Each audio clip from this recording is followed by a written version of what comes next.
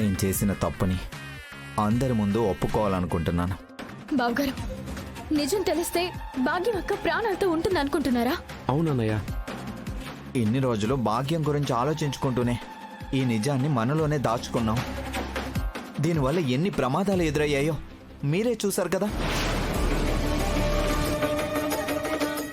నా మీద పగతో ఆ సత్య ఏ ప్రమాదం తలపెడుతుందోనని క్షణక్షణం టెన్షన్తో చావడం కంటే నిజం చెప్పి ఆ సత్య పీడ విరగడ చేసుకోవడం మంచిది అనిపిస్తుంది పున్నమి. బావా ప్లీజ్, తొందరపడి నిజాన్ని చెప్పడం వల్ల ఈ సమస్యకి పరిష్కారం దొరకదు బావా. మరి నన్ను ఏం చేయమంటావు పున్నమి? ఎప్పుడూ నేను తాగి చేసిన తప్పుకి ఆ సత్య గర్భవతినని చెప్పడం వల్ల రెండో పెళ్లి చేసుకోవాల్సి వచ్చింది.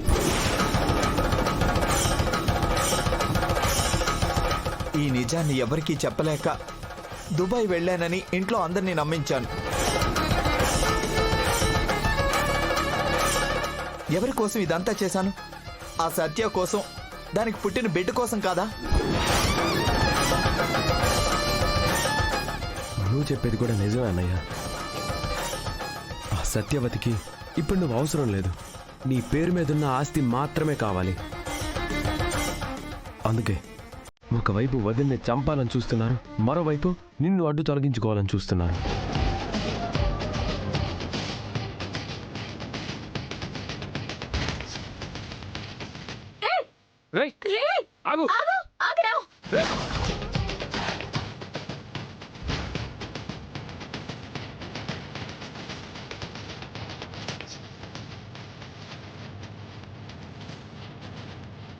అందుకే అమ్మకి, నాన్నమ్మకి ఈ నిజం తెలిస్తే ఏం చేయాలో, ఎలా చేయాలో వాళ్ళే నిర్ణయిస్తారు.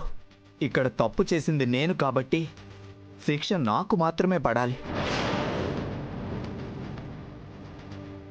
అంతేకాని జరిగిన దాంట్లో ఏ సంబంధం లేని మీకు శిక్ష పడ్డానికి వీల్లేదు, శిక్ష అనుభవించడానికి అస్సలు వీల్లేదు.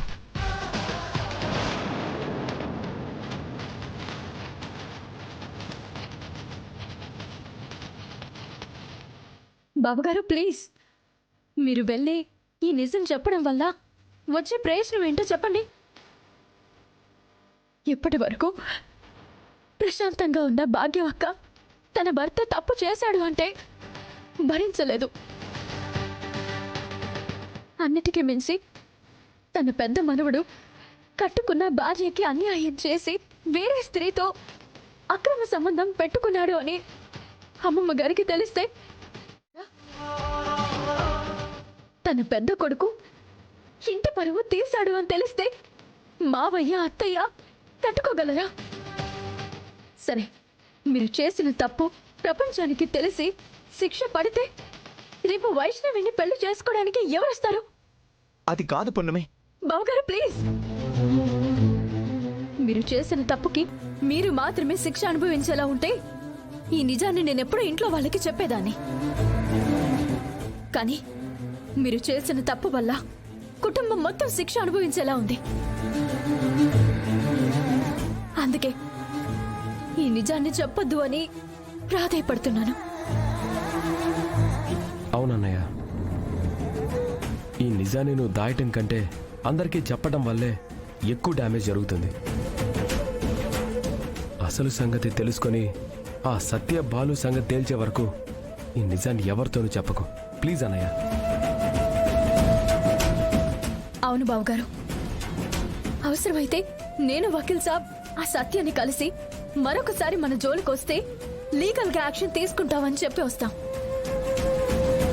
అప్పటికి వాళ్ళు వినకపోతే లీగల్ గా ఏం చేయాలో ప్లాన్ చేద్దాం. అప్పటి వరకు దయచేసి మీరు తొందరపడకండి.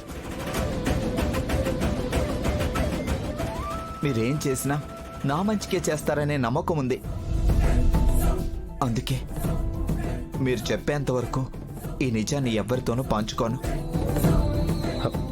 థ్యాంక్స్ అన్నయ్య, థ్యాంక్ యూ సో మచ్. అనుక్షణం మీ గురించి ఆలోచిస్తూ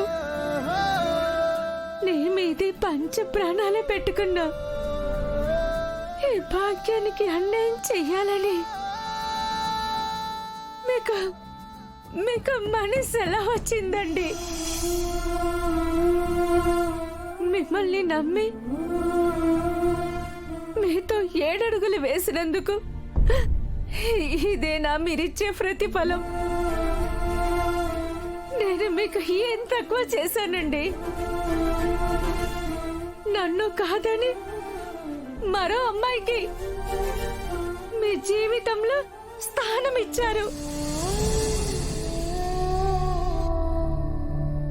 తట్టుకోలేకపోతున్నానండి, తట్టుకోలేకపోతున్నాను. మిమ్మల్ని మరో ఆడదాంతో ఊహించుకోలేకపోతున్నానండి, ఊహించుకోలేకపోతున్నా.